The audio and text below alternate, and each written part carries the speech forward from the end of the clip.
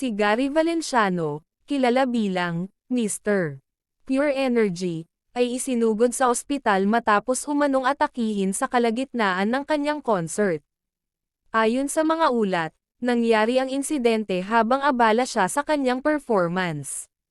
Napansin ng mga tao ang kanyang biglaang paghinto, dahilan upang agad siyang dalhin sa pinakamalapit na ospital. Wala pang opisyal na pahayag mula sa kanyang pamilya kaugnay ng nangyari.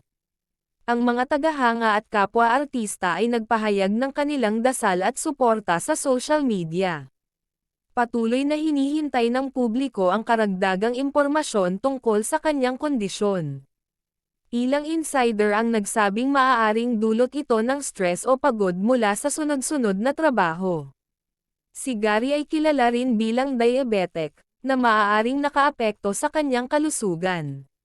Samantala, ipinagdarasal ng marami ang kanyang agarang paggaling. Ang mga detalye tungkol sa kanyang kalagayan ay inaasahang ilalabas sa mga susunod na araw.